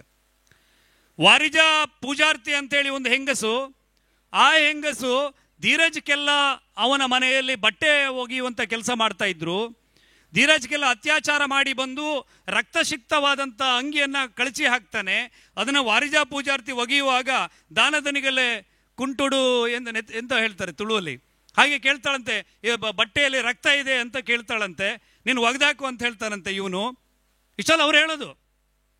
ಆಮೇಲೆ ಟಿ ವಿಯಲ್ಲಿ ಬರ್ತಾ ಇತ್ತಂತೆ, ನೀವು ಇದನ್ನು ಸರಿಯಾಗಿ ಕೇಳಿಸ್ಕೊಳ್ಳಿ, ಸೌಜನ್ಯಳನ್ನು ಧೀರಜ್ ಕೆಲ್ಲ ಅತ್ಯಾಚಾರ ಮಾಡಿ ಮನೆಗೆ ಬರ್ತಾನೆ, ರಕ್ತ ಆಗಿರುತ್ತೆ ಶರ್ಟು, ಅದನ್ನು ಕಳಚಿ ಈ ವಾರಿಜಾ ಪೂಜಾರ್ತಿ ಹತ್ರ ಕೊಡ್ತಾನೆ. ಅವಳು ಕೇಳ್ತಾಳೆ, ಏನು ದನಿಗಳೇ ಅಂಗಿಯಲ್ಲಿ ರಕ್ತ ಉಂಟು ಅಂತ ಕೇಳ್ತಾಳೆ. ಇವನು ಹೇಳ್ತಾನೆ, ನಿನಗೆ ಅದೆಲ್ಲ ಯಾಕೆ, ವಾಶ್ ಮಾಡು ಅಂತ ಹೇಳ್ತಾನೆ. ಆಮೇಲೆ ಮರುದಿನ ಟಿ ವಿ ನೋಡುವಾಗ ಸೌಜನ್ಯ ಅತ್ಯಾಚಾರ ಅಂತ ವರದಿ ಬರ್ತಾ ಇತ್ತು. ಇಲ್ಲಿ ನಿನ್ನೆ ರಾತ್ರಿ ಏನು ಧೀರಜ್ ಕೆಲ್ಲನ ಹೆಸರು ಅದರಲ್ಲಿ ಬರ್ತಾ ಇತ್ತು. ನಿನ್ನೆ ರಾತ್ರಿ ಶರ್ಟನ್ನು ನಾನು ವಾಶ್ ಮಾಡುವಾಗ ಅದು ಆಗ ಇವನಿಗೆ ಗೊತ್ತಾಗ್ತದೆ, ಓ ನಿನ್ನೆ ರಾತ್ರಿ ನಾನು ರಕ್ತ ಇರುವ ಬಟ್ಟೆಯನ್ನು ವಾಶ್ ಮಾಡಲಿಕ್ಕೆ ಇವಳಿಗೆ ಹೇಳಿದೆ, ಇವಳಿನ್ನು ಇಡೀ ಊರು ತುಂಬ ಹೋಗಿ ಹೇಳ್ತಾಳೆ, ಹಾಗಾಗಿ ಇವಳನ್ನು ಕೊಲ್ಲಬೇಕು ಅಂತೇಳಿ ಆತ ನಿರ್ಣಯ ಮಾಡ್ತಾನೆ, ವಾರಿಜಾ ಪೂಜಾರ್ತಿಯನ್ನು ಬಾವಿಗೆ ದೂಡಿ ಕೊಲ್ತಾನೆ ಅಂತೇಳಿ ಹೇಳಿದರು. ಈ ಕತೆ ಇವತ್ತು ರೆಕಾರ್ಡ್ ಇದೆ. ಇವ್ರು ಹೇಳಿದ್ದು ಮೂರು ರೀತಿಯಲ್ಲಿ ಹೇಳಿದ್ದು. ಇದನ್ನು ಸ್ಟಡಿ ಮಾಡ್ತಾ ಹೋದಾಗ ವಾರಿಜಾ ಪೂಜಾರ್ತಿ ಅಲ್ಲ, ಅವರು ವಾರಿಜಾ ಆಚಾರ್ತಿ ಅಂತೇಳಿ ನಮಗೆ ಗೊತ್ತಾಗುತ್ತದೆ. ಯಾಕೆ ಇವರು ಪೂಜಾರ್ತಿ ಅಂತ ಮಾಡಿದರು ಅಂತ ಹೇಳಿದರೆ, ಸಂಖ್ಯೆಯಲ್ಲಿ ಬಹುಸಂಖ್ಯಾತರಾದಂಥ ಬಿಲ್ಲವರನ್ನ ಧರ್ಮಸ್ಥಳದ ವಿರುದ್ಧ ಎತ್ತಿ ಕಟ್ಟಲಿಕ್ಕೆ, ಒಂದು ಪೂಜಾ ರ್ಯಾಂಕ್ಸನ್ನು ಇವರು ಜನರು ಕೊಂದು ಹಾಕಿದ್ರು ಅನ್ನೋ ರೀತಿ ಒಂದು ಪ್ರೊಪಗಂಡ ಮಾಡಲಿಕ್ಕೆ. ಆಮೇಲೆ ವಾರಿಜಾ ಆಚಾರ್ತಿ ಅವರ ಮಗನ ಹತ್ರ ಹೋಗಿ, ಅವರ ಅತ್ತಿಗೆ ಮಗನ ಹತ್ರ ಹೋಗಿ, ಹರೀಶಾಚಾರಿ ಅಂತೇಳಿ ಈಗಲೂ ಇದ್ದಾರೆ, ಅವ್ರು ಮಾತಾಡಿದ ರೆಕಾರ್ಡ್ ಇದೆ, ನೀವು ನೋಡ್ಬೋದು. ನಾನು ಇಲ್ಲಿ ನಿಂತ್ಕೊಂಡು ನಿಮ್ಮ ಏನು ಸಾನ್ನಿಧ್ಯದಲ್ಲಿ ನಿಂತ್ಕೊಂಡು ಸುಳ್ಳು ಹೇಳಿ ಸುಲಭವಾಗಿ ಹೋಗ್ಲಿಕ್ಕೆ ಆಗೋದಿಲ್ಲ. ಅಲ್ಲಿ ಕೇಳಿದಾಗ ಹೇಳ್ತಾರೆ, ನಮ್ಮ ವಾರಿಜಾ ಆಚಾರ್ತಿಯವರು ಧೀರಜ್ ಕೆಲ್ಲ ಅವರ ಮನೆಯಲ್ಲಿ ಬಟ್ಟೆ ಒಗೆಯುವ ಕೆಲಸ ಮಾಡ್ತಾ ಇರಲಿಲ್ಲ. ಅದು 1.5 ವರ್ಷದ ಹಿಂದೆ ಅವರ ಮನೆಗೆ ಹೋಗ್ತಾ ಇದ್ರು. 1.5 ವರ್ಷದ ಹಿಂದಿನಿಂದ ಅವರಿಗೆ ಗರ್ಭಕೋಶದ ಸಮಸ್ಯೆ ಇತ್ತು. ಆ ಕಾರಣಕ್ಕೆ ಆಪರೇಷನ್ ಆಗಿತ್ತು, ಅವ್ರು ಕೆಲಸಕ್ಕೆ ಹೋಗ್ತಿರ್ಲಿಲ್ಲ. ಸೌಜನ್ಯ ಹತ್ಯೆಯಾದಂಥ ಸಂದರ್ಭದ 1.5 ವರ್ಷದ ಹಿಂದಿನಿಂದಲೂ ಅವ್ರ ಮನೆ ಕೆಲಸಕ್ಕೆ ಹೋಗ್ತಿರ್ಲಿಲ್ಲ. ಮತ್ತು ಅವರು ಬಟ್ಟೆ ಒಗೆಯುವ ಕೆಲಸ ಮಾಡ್ತಾ ಇದ್ದದ್ದಲ್ಲ, ಅವರು ಮನೆಯಲ್ಲಿ ಬೀಗ ಹಾಕ್ಕೊಂಡು ಎಲ್ಲಾದರೂ ಹೊರಗಡೆ ಹೋಗುವಂಥ ಕಾರ್ಯಕ್ರಮಕ್ಕೆ ಹೋಗುವ ಸಂದರ್ಭ ಇದ್ದಾಗ ಅವರು ಮನೆಯಲ್ಲಿ ಮನೆಯ ಸದಸ್ಯರಾಗಿ, ನಿಮ್ಮಲ್ಲೆಲ್ಲ ಇರಲ್ವಾ, ನೀವು ಯಾರಾದರೂ ಮದುವೆಗೆ ಇನ್ನೊಂದು ಫಂಕ್ಷನಿಗೆ ಹೋಗುವಾಗ ಪಕ್ಕದ ಮನೆಯವರು ಬಂದು ನೋಡ್ಕೊಳ್ಳಿಕ್ಕೆ, ಆ ರೀತಿ ಮನೆಯಲ್ಲಿ ಇದ್ದವರು, ಮನೆಯಲ್ಲಿ ಮಕ್ಕಳಾದಾಗ ಅದರ ಲಾಲನೆ ಪಾಲನೆ ಮಾಡ್ಕೊಂಡಿದ್ದಂಥವ್ರು ವಾರಿಜಾ ಆಚಾರ್ತಿ ಅಂತೇಳಿ ಗೊತ್ತಾಗತ್ತೆ. ಮತ್ತೆ ಧರ್ಮಸ್ಥಳಕ್ಕೂ ವಾರಿಜಾ ಆಚಾರ್ತಿಯವರ ಪಿಲ್ಯಕ್ಕೂ 35 ಕಿಲೋಮೀಟರ್ ವ್ಯಾಪ್ತಿ ಡಿಸ್ಟೆನ್ಸ್ ಇದೆ ಅಂತ ಗೊತ್ತಾಗುತ್ತೆ. ಇನ್ನೊಂದು ಬಹಳ ಮುಖ್ಯವಾದಂಥ ಸಂಗತಿ, ಧೀರಜ್ ಕೆಲ್ಲನ ಹೆಸರು ಸೌಜನ್ಯ ಅತ್ಯಾಚಾರ ಆದ 1 ವರ್ಷದ ನಂತರ ಈ ತಿಮರೋಡಿಯವರು ಹೋಗಿ ಟಿವಿ ನೈನ್ನಲ್ಲಿ ಕೂತು ಹೇಳಿದಾಗ ಬರುವಂಥದ್ದು. ಅಲ್ಲಿಯ ತನಕ ಧೀರಜ್ ಕೆಲ್ಲನ ಹೆಸರು ಯಾವ ಟಿವಿಯಲ್ಲೂ ಬರಲಿಲ್ಲ. ಹಾಗಿದ್ರೆ 1 ವರ್ಷದ ತನಕ, ನಾನು ಚಕ್ರವರ್ತಿಯವರು ಮಾಡಿದ ಸಂದರ್ಶನದಲ್ಲಿ ಹೇಳಿದ್ದೆ, 1 ವರ್ಷದ ತನಕ ರಕ್ತಸಿಕ್ತವಾದಂಥ ಶರ್ಟನ್ನು ಧೀರಜ್ ಕೆಲ್ಲ ಫ್ರಿಜ್ಜಲ್ಲಿ ಇಟ್ಕೊಂಡಿದ್ದ ಅಂತ ಹೇಳಿದರೆ, ಇವರು ಯಾವ ರೀತಿ ಸುಳ್ಳುಗಳ ಮೇಲೆ ಸುಳ್ಳನ್ನು ಸೃಷ್ಟಿ ಮಾಡಿದರು ಅಂತ ಹೇಳಿದರೆ, ಹೇಳಿರುವಂಥದ್ದು ಪೂರ್ತಿ ಸುಳ್ಳು. ಧರ್ಮಸ್ಥಳದಲ್ಲಿ ಲ್ಯಾಂಡ್ ಮಾಫಿಯಾ, ಅಲ್ಲಿ ಅವ್ರ ಜಾಗವನ್ನು ಅವ್ರಿಗೆ ಕೊಡದೇ ಇದ್ರೆ ಅವ್ರನ್ನ ಹೊಡೆದು ಕೊಂದು ನದಿಗೆ ಬಿಸಾಡಿ ಬಿಡ್ತಾರೆ ಅಂತ ಹೇಳಿದರು. ನಿಮಗೆಲ್ಲ ಗೊತ್ತಿರಲಿ, ನಾನು ಈ ವಿಷಯವನ್ನು ಕ್ಲಿಯರ್ ಮಾಡಿ ಮತ್ತೆ ಚಕ್ರವರ್ತಿ ಅಣ್ಣ ಮಾತಾಡ್ತಾರೆ. 1974 ಹಿಂದೆ ಧರ್ಮಸ್ಥಳ ಎನ್ನುವಂಥ ಆ ಗ್ರಾಮದ ದನಿಗಳು ವೀರೇಂದ್ರ ಹೆಗಡೆಯವರಾಗಿದ್ದರು. ಅಂದರೆ ಅದು ಮಂಜುನಾಥ ಸ್ವಾಮಿಯ ಜಾಗ ಅಂತ ಇತ್ತದು. 4872 ಎಕರೆ ಜಾಗ 1974 ಹಿಂದೆ ಧರ್ಮಸ್ಥಳದವರ ಪಟ್ಟಾ ಲ್ಯಾಂಡಲ್ಲಿ ಇತ್ತು. ಇಲ್ಲಿ ಪಟ್ಟಾ ಲ್ಯಾಂಡ್ ಅಂತ ಹೇಳೋದಲ್ವಾ, ಪಟ್ಟಾ ಲ್ಯಾಂಡ್ನಲ್ಲಿತ್ತು. 1974ರಲ್ಲಿ ಉಳುವವನೇ ಹೊಲದೊಡೆಯ ಎನ್ನುವಂಥ ಭೂ ಸುಧಾರಣೆ ಕಾಯ್ದೆ ಬರ್ತದೆ. ನಮ್ಮಲ್ಲೆಲ್ಲ ಏನು ಅದಕ್ಕೆ ಅರ್ಜಿಯನ್ನು ಹಾಕ್ತಾರೆ. ಯಾರ್ಯಾರು ಗೇಣಿ ಮಾಡ್ಕೊಂಡಿದ್ರು ಅವರು ಹಾಕ್ತಾರೆ, ಅರ್ಜಿ ಹಾಕಿ ಇದು ನಮಗೆ ಬೇಕು, ನಾವು ಇದನ್ನು ಅನುಭವಿಸ್ತಾ ಇದ್ದದ್ದು ಅಥವಾ ನಾವು ಇದರಲ್ಲಿ ಗೇಯ್ತಾ ಇದ್ದದ್ದು ಅಂಥೇಳಿ. ಆದರೆ ಧರ್ಮಸ್ಥಳದಲ್ಲಿ ಆ ಕಾಲಕ್ಕೆ 400 ಒಕ್ಕಲುಗಳಿದ್ರೂ ಕೂಡ ಒಬ್ಬರು ಕೂಡ ಅದಕ್ಕೆ ಅರ್ಜಿಯನ್ನು ಹಾಕೋದಿಲ್ಲ, ಈ ಜಾಗ ನಮಗೆ ಕೊಡಿ ಅಂಥೇಳಿ. ನೀವು ಕೇಳಿಸ್ಕೊಳ್ಳಿ ಇದನ್ನು. ಖುದ್ದು ಧರ್ಮಸ್ಥಳದ ಧರ್ಮಾಧಿಕಾರಿ ವೀರೇಂದ್ರ ಹೆಗ್ಗಡೆಯವರೇ ಅವರಿಗೆಲ್ಲ ಬರ್ಲಿಕ್ಕೆ ಹೇಳಿ, ತಹಶೀಲ್ದಾರ್ನ ಬರ್ಲಿಕ್ಕೆ ಹೇಳಿ, ರೆವಿನ್ಯೂ ಡಿಪಾರ್ಟ್ಮೆಂಟ್ನವನ್ನ ಬರ್ಲಿಕ್ಕೆ ಹೇಳಿ, ನೋಡಿ ಇದು ಸರ್ಕಾರ ತಂದಿರುವಂಥ ಕಾಯ್ದೆ, ನೀವೆಲ್ಲ ಇದಕ್ಕೆ ಅರ್ಜಿಯನ್ನು ಹಾಕಿ ಡಿಕ್ಲರೇಷನ್ ಕೊಡಿ, ನಾನು ನೋ ಅಬ್ಜೆಕ್ಷನ್ ಹೇಳ್ತೇನೆ, ಯಾಕಂದರೆ ಮಂಜುನಾಥನ ಹೆಸರಲ್ಲಿದ್ದಂಥ ಜಾಗ ಎಲ್ಲ ನಿಮ್ಮ ಇದಕ್ಕೆ ನಿಮ್ಮ ಹೆಸರಿಗೆ ಆ ಜಾಗ ರಿಜಿಸ್ಟರ್ ಆಗುತ್ತೆ ಅಂತೇಳಿ ವೀರೇಂದ್ರ ಹೆಗ್ಗಡೆ ಅವರೇ ಹೇಳಿರುವಂಥದ್ದು. ಇದು ಈ ಚರಿತ್ರೆಯಲ್ಲಿ ಇದು ಮೊದಲ ಪ್ರಸಂಗ ಇರಬಹುದು. ಆ ಕಾರಣಕ್ಕೆ 3800 ಎಕರೆ ಜಾಗವನ್ನು, ಎಷ್ಟು ಹೇಳಿ, 3800 ಎಕರೆ ಜಾಗವನ್ನು, ಧರ್ಮಸ್ಥಳದ ಪಟ್ಟಾ ಜಾಗವನ್ನು ಆ ಒಕ್ಕಲುಗಳಿಗೆ ಬಿಟ್ಟು ಕೊಡ್ತಾರೆ ವೀರೇಂದ್ರ ಹೆಗ್ಗಡೆ ಅವರು. ಇವರು ಹೇಳ್ತಾರೆ ಅವರು ಜಾಗವನ್ನು ಒಳಗೆ ಹಾಕ್ಕೊಳ್ತಾರೆ ಅಂತ ಹೇಳ್ತಾರೆ. 3800 ಎಕರೆ ಜಾಗ ಅಂತ ವಸಂತ ಗಿಳಿಯರು ಹೇಳಿದಾನೆ. ಎಲ್ಲಪ್ಪ ನಿನ್ನಂತ ರೆಕಾರ್ಡ್ ಇದೆಯಾ ಕೊಡು ಅಂದ್ರೆ ನಾಳೆ ನಾನು ಕೊಡ್ತೀನಿ ನಿಮಗೆ. ಅದರ ನಂತರ ಏನಾಯಿತು, 15 ವರ್ಷಗಳ ಕಾಲ ಆ ಜಾಗ ಯಾರಿಗೂ ಪರಾಬಾರೆ ಮಾಡಲಿಕ್ಕೆ ಅವಕಾಶ ಇರಲಿಲ್ಲ. 15 ವರ್ಷದ ನಂತರ ಈ ನ್ಯೂ ಜನರೇಷನ್ ಬರುವಾಗ ವೀರೇಂದ್ರ ಹೆಗ್ಗಡೆಯವರ ಕಾಲದಲ್ಲೇ ಧರ್ಮಸ್ಥಳ ಅತ್ಯಂತ ಊರ್ಜಿತ ಆಗುವಂಥದ್ದು. ಧರ್ಮಸ್ಥಳ ಅಂತ ಹೇಳಿದರೆ ಅಲ್ಲಿ ಒಂದು ಎಜುಕೇಷನ್ ಸೆಕ್ಟರ್ ಬರುತ್ತೆ, 2-3 ಕಾಲೇಜ್ಗಳಾಗತ್ತೆ, ದಿನಕ್ಕೆ ಲಕ್ಷಾಂತರ ಜನಗಳು ಓಡಾಡುವಂಥ ಪ್ರದೇಶ ಅದಾಗತ್ತೆ, ಸುತ್ತಮುತ್ತ ಇರುವಂಥ ದೇವಸ್ಥಾನಗಳೂ ಕೂಡ ಬಹಳ ಅಭಿವೃದ್ಧಿಯನ್ನು ಕಾಣುತ್ತೆ, ದೊಡ್ಡ ಒಂದು ಆ ಜಾಗಕ್ಕೆ ಒಳ್ಳೆ ಬೆಲೆ ಬರ್ತದೆ. ಆಗ ಜಾಗವನ್ನು ಕೊಳ್ಳಲಿಕ್ಕೆ ಆ ಭಾಗಕ್ಕೆ ಬೇರೆ ಬೇರೆಯವರು ಬರ್ತಾರೆ, ಮಧ್ಯವರ್ತಿಗಳು ಬರ್ತಾರೆ. ಆ ಸಂದರ್ಭದಲ್ಲಿ ಚರ್ಚ್ ಮಾಡಲಿಕ್ಕೆ, ಮಸೀದಿ ಮಾಡಲಿಕ್ಕೆ ಹೀಗೀಗೆ ಜಾಗ ಬರೋದು. ಆಮೇಲೆ ಅಲ್ಲಿ ನಿಮಗೆ ಮಾಂಸದ ಅಂಗಡಿ ಅಥವಾ ಬಾರ್ ಮಾಡಲಿಕ್ಕೆಲ್ಲ ಅವಕಾಶ ಇಲ್ಲ, ಧರ್ಮಸ್ಥಳದ ವ್ಯಾಪ್ತಿಯಲ್ಲಿ ಅದಕ್ಕೆಲ್ಲ ಅವರು ಅವಕಾಶ ಕೊಡ್ತಾ ಇರಲಿಲ್ಲ. ಹಾಗಾಗಿ ಆ ಜಾಗವನ್ನು ಧರ್ಮಸ್ಥಳದವರೇ ಮತ್ತೆ ಖರೀದಿ ಮಾಡುವಂಥ ಸಂದರ್ಭ ಬಂದಾಗ ಕೆಲವು ಮೀಡಿಯೇಟರ್ಗಳು ಆ ಜಾಗವನ್ನು ಖರೀದಿ ಮಾಡಿ, ಬಹುಶಃ ಪಾಪದವರಿಂದ ಕಡಿಮೆ ಬೆಲೆಗೆ ಆ ಜಾಗವನ್ನು ಖರೀದಿ ಮಾಡಿ ಧರ್ಮಸ್ಥಳಕ್ಕೆ ಜಾಸ್ತಿ ಬೆಲೆಗೆ ಆ ಜಾಗವನ್ನು ಮಾರಾಟ ಮಾಡಿರ್ಬೋದು. ಅದರ ನಂತರ ಕುಮ್ಕಿ ರೈಟ್ಸ್ನ ಅಡಿ ಆ ಜಾಗದಲ್ಲಿ ಕೆಲವರು ಮನೆಗಳನ್ನು ಮಾಡಿಕೊಂಡು ಕುಳಿತಾಗ ಅಲ್ಲಿ ಆಗುವಂಥ ವಿವಾದಗಳಿಗೆ ನ್ಯಾಯ ಕೊಡಿಸಬೇಕು ಅಂತೇಳಿ ಕಮ್ಯುನಿಸ್ಟರು ಅಲ್ಲಿಗೆ ಎಂಟ್ರಿ ಕೊಡುವಂಥದ್ದು. 1974ರ ತನಕ, ಅದರ ನಂತರದ 15 ವರ್ಷಗಳ ತನಕ ಧರ್ಮಸ್ಥಳದ ಮೇಲೆ ಯಾರ ಏನು ಹೋರಾಟವೂ ಇರಲಿಲ್ಲ, ಧರ್ಮಸ್ಥಳದ ವಿರುದ್ಧ ಯಾವ ದಾಳಿಯೂ ಕೂಡ ಇರಲಿಲ್ಲ. ಕಮ್ಯುನಿಸ್ಟರು ಯಾವಾಗ ಇಲ್ಲಿಗೆ ಎಂಟ್ರಿ ಆಗ್ತಾರೆ ಅಲ್ಲಿನಿಂದ ಸುಳ್ಳು ಸುಳ್ಳು ಕಥೆಗಳನ್ನು ಹೆಣಲಿಕ್ಕೆ ಶುರು ಮಾಡ್ತಾರೆ. ಸೋಮನಾಥ್ ನಾಯ್ಕ್ ಎನ್ನುವಂಥ ವ್ಯಕ್ತಿ 1982ರಲ್ಲಿ ಧರ್ಮಸ್ಥಳದ ಗ್ರಾಮಾಭಿವೃದ್ಧಿ ಯೋಜನೆಯನ್ನು ಕಾವಂದರು ಮಹಾಮಸ್ತಕಾಭಿಷೇಕದ ಸಂದರ್ಭದಲ್ಲಿ ಶುರು ಮಾಡ್ತಾರೆ. ಬೆಳ್ತಂಗಡಿ ಏನು ತಾಲೂಕನ್ನು ಕೇಂದ್ರವಾಗಿರಿಸಿಕೊಂಡು ಆ ಸಂದರ್ಭದಲ್ಲಿ ಸೋಮನಾಥ್ ನಾಯಕ್ ಎನ್ನುವಂಥ ಒಬ್ಬ ವ್ಯಕ್ತಿ, ಆತನ ಹೆಂಡತಿ ಆ ಗ್ರಾಮಾಭಿವೃದ್ಧಿ ಯೋಜನೆ ಮ್ಯಾನೇಜರ್ ಆಗ್ತಾರೆ. ಅಲ್ಲಿ ಬೆಳ್ತಂಗಡಿ ತಾಲೂಕಿನಲ್ಲಿ ಯಾರದ್ದು ಹುಲ್ಲಿನ ಮನೆಗಳಿವೆ, ಮುಳಿ ಹುಲ್ಲಿನ ಮನೆಗಳಿವೆ, ಆ ಮನೆಗಳಿಗೆಲ್ಲ ಹೆಂಚನ್ನು ಕಳಿಸಿಕೊಡುವಂಥದ್ದು, ಪಕ್ಕಾಸನ್ನು ಕಳಿಸಿಕೊಡುವಂಥದ್ದು, ಆ ಮನೆಗಳಿಗೆ ತೆಂಗಿನ ಗಿಡಗಳನ್ನು ಕೊಡುವಂಥದ್ದು, ಆ ಯಾರು ಬಡತನದಲ್ಲಿದ್ದಾರೆ ಅವರ ಮನೆಗೆ ತಿಂಗಳು ಏನು ರೇಷನ್ ಕಿಟ್ಟುಗಳನ್ನು ಕೊಡುವಂಥದ್ದು, ಇದನ್ನೆಲ್ಲ ವೀರೇಂದ್ರ ಹೆಗ್ಗಡೆಯವರು ಮಾಡ್ತಾರೆ. ಆಗಾಗಲೇ ಧರ್ಮಸ್ಥಳದ ಸುತ್ತಮುತ್ತಲ ಪ್ರದೇಶಗಳಲ್ಲಿ ಈ ಕ್ರಿಶ್ಚಿಯನ್ ಮಿಷನರಿಗಳಿಂದ ಬಹಳ ದೊಡ್ಡ ಮಟ್ಟದಲ್ಲಿ ಮತಾಂತರಗಳು ಪ್ರಾರಂಭ ಆಗಿತ್ತು. ಮನೆಯ ಅಂಗಳದಲ್ಲಿದ್ದಂಥ ತುಳಸಿ ಕಟ್ಟೆಯನ್ನು ಒಡೆದು ಅಲ್ಲಿ ಶಿಲುಬೆಗಳನ್ನು ನೆಡಲಾಗಿತ್ತು, ಮನೆಯ ಒಳಗಡೆ ಶಿಲುಬೆಯನ್ನು ಇರಿಸಲಾಗಿತ್ತು. ಈ ಧರ್ಮಸ್ಥಳ ಗ್ರಾಮಾಭಿವೃದ್ಧಿ ಯೋಜನೆಯ ಮೂಲಕ ಹಾಗೆ ಮತಾಂತರಕ್ಕೆ ಅವರನ್ನು ಮತ್ತೆ ಪುನಃ ಮೂಲ ಮಾತೃ ಧರ್ಮಕ್ಕೆ, ಅವರೇನು ಜೈನ ಧರ್ಮಕ್ಕೆ ಕನ್ವರ್ಟ್ ಮಾಡಿಲ್ಲ, ಹಿಂದೂ ಧರ್ಮಕ್ಕೆ ಅವರ ಮನೆಗೆ ಮಂಜುನಾಥ ಸ್ವಾಮಿಯ ಫೋಟೋವನ್ನು ಕೊಡಿಸಿ ಮತ್ತೆ ತುಳಸಿ ಕಟ್ಟೆಯನ್ನು ಕಟ್ಟಿಸಿಕೊಟ್ಟಿರುವಂಥದ್ದು. ಅಂತಹ ಕುಟುಂಬಗಳು, ಆ ಕುಟುಂಬಗಳನ್ನು ನಿಮಗೆ ಸಾಕ್ಷಿಯಾಗಿ ನಾನು ಕೊಡ್ತೇನೆ. ನಮ್ಮ ಅಜ್ಜನ ಕಾಲದಲ್ಲಿ ಏನಾಗಿದೆ ಅಂತ ಹೇಳುವ ಇವತ್ತು ಕೂಡ ಹಿಂದೂ ಸಂಘಟನೆಯಲ್ಲಿ ಇರುವಂಥ ಯುವಕರು ಆ ಕುಟುಂಬದ ಮೂಲದಿಂದ ಬಂದಿದ್ದಾರೆ. ಅದನ್ನೆಲ್ಲ ಮಾಡ್ತಾ ಇರುವಾಗ ಈ ಗ್ರಾಮಾಭಿವೃದ್ಧಿ ಯೋಜನೆಯ ಫೋಟೋಗಳನ್ನು ಭಾಳ ಬುದ್ಧಿವಂತನಾಗಿದ್ದಂಥ ಸೋಮನಾಥ್ ನಾಯಕರು ವಿದೇಶಗಳಿಗೆಲ್ಲ ಕಳಿಸಿ ಅಲ್ಲಿಂದ NGOಗಳಿಂದ ಫಂಡನ್ನು ತರಿಸ್ಕೊಳ್ತಾರೆ ತನ್ನ ಸ್ವಂತಕ್ಕೆ. ಆ ವಿಷಯ ಗೊತ್ತಾಗಿ ಅವರನ್ನು ಧರ್ಮಸ್ಥಳ ಗ್ರಾಮಾಭಿವೃದ್ಧಿ ಯೋಜನೆಯನ್ನು ಗಂಡ ಹೆಂಡತಿ ಇಬ್ಬರನ್ನು ಕೂಡ ಹೊರಗಡೆ ಓಡಿಸ್ಬಿಡ್ತಾರೆ. ಆ ಸಿಟ್ಟು ಸೋಮನಾಥ ನಾಯ್ಕಿಗಿರುವ ಕಾರಣಕ್ಕೆ ಈ ಕುಮ್ಕಿ ಹಕ್ಕಿನ ವಿಚಾರದಲ್ಲಿ ಸ್ವಲ್ಪ ವಿವಾದಗಳಿತ್ತಲ್ಲ, ಆ ವಿಚಾರವನ್ನು ಇಟ್ಟುಕೊಂಡು ಅವರ ಮೇಲೆ ಸುಳ್ಳು ಸುಳ್ಳು ಕರಪತ್ರಗಳನ್ನು ಸೋಮನಾಥ್ ನಾಯ್ಕರು ಹೊರಡಿಸ್ತಾರೆ. ಆ ಕಾರಣಕ್ಕೆ ಸೋಮನಾಥ್ ನಾಯ್ಕರ ಮೇಲೆ ಕೇಸ್ ಆಗುತ್ತೆ. ಸೋಮನಾಥ್ ನಾಯ್ಕರು ಸೆಷನ್ ಕೋರ್ಟು, ಡಿಸ್ಟ್ರಿಕ್ಟ್ ಕೋರ್ಟು ಮತ್ತು ಹೈಕೋರ್ಟಲ್ಲೂ ಕೂಡ ಅವರಿಗೆ ಶಿಕ್ಷೆ ಆಗಿ ಅವರು ಜೈಲಿಗೆ ಹೋಗಿ ಬರ್ತಾರೆ. 2012ರಲ್ಲಿ ತಿಮರೋಡಿಯವರು ಸೌಜನ್ಯ ಪ್ರಕರಣದಲ್ಲಿ ತಿಮರೋಡಿಯವರದು ಕೂಡ ಬಹಳ ಧರ್ಮಸ್ಥಳದ ವಿರುದ್ಧ ಒಂದು ದೊಡ್ಡ ಶತ್ರುತ್ವ ಇತ್ತು ಅವರಿಗೆ. ಅವರು ಡಿ ನಂಬರ್ ಆಟೋದ ವಿಷಯದಲ್ಲಿ ಅವರು ರಿಕ್ಷಾ ವಾಹನ ಚಾಲಕ ಮಾಲಕರ ಸಂಘದ ಅಧ್ಯಕ್ಷರಾಗಿದ್ದರು, ರಿಕ್ಷಾ ಯೂನಿಯನ್ ಪ್ರೆಸಿಡೆಂಟ್ ಆಗಿದ್ದರು. ಯಾರು? ಮಹೇಶ್ ಶೆಟ್ಟಿ ತಿಮರೋಡಿಯವರು.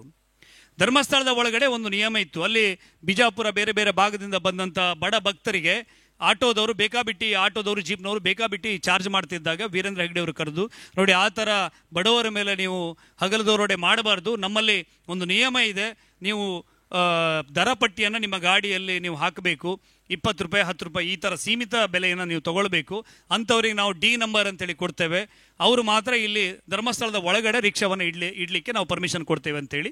ಅದಕ್ಕೆ ಬಹುತೇಕರು ಒಪ್ಕೊಳ್ತಾರೆ, ಒಪ್ಕೊಳ್ದೇ ಇರೋರು ಉಜಿರೆಯಲ್ಲಿ ಗಾಡಿ ನಿಲ್ಲಿಸ್ತಾರೆ. ಈ ಡಿ ನಂಬರ್ನವರ ಗಲಾಟೆಯ ನಡುವೆ ಮಹೇಶ್ ಶೆಟ್ಟಿ ತಿಮರೋಡಿಯವರು ಉಜಿರೆಯ ರಿಕ್ಷಾ ಮಾಲಕರ ಸಂಘದ ಅಧ್ಯಕ್ಷರು, ಇವ್ರದ್ದೇನು ದೊಡ್ಡ ದಬ್ಬಾಳಿಕೆ ಅಂತೇಳಿ ಅಲ್ಲಿ ಆಟೋದವ್ರನ್ನ ತೊಗೊಂಡೋಗಿ ನಿಲ್ಲಿಸಿದಾಗ ಆ ಡಿ ನಂಬರ್ ಆಟೋದವರು ಮಹೇಶ್ ಶೆಟ್ಟಿ ತಿಮರೋಡಿಗೆ ಹೊಡಿತಾರೆ.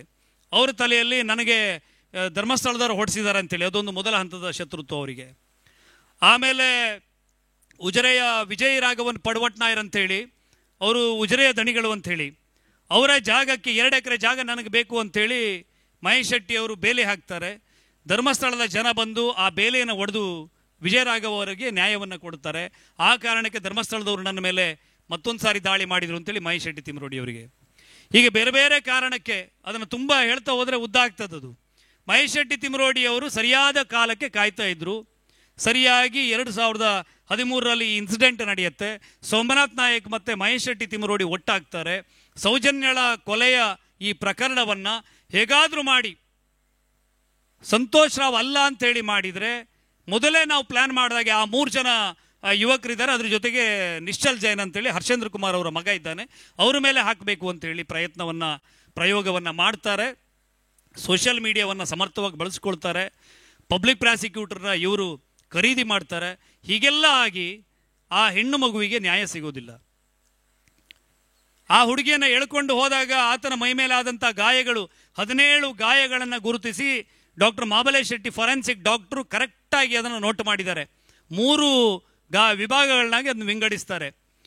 24ರಿಂದ 24 ಗಂಟೆಯ ಒಳಗಡೆ, 24ರಿಂದ 48 ಗಂಟೆಯ ನಂತರದ ಗಾಯಗಳು ಮತ್ತು 48ರಿಂದ 72 ಗಂಟೆಯ ನಂತರದ ಗಾಯಗಳು ಅಂಥೇಳಿ 3 ವಿಭಾಗಗಳನ್ನ ಮಾಡ್ತಾರೆ.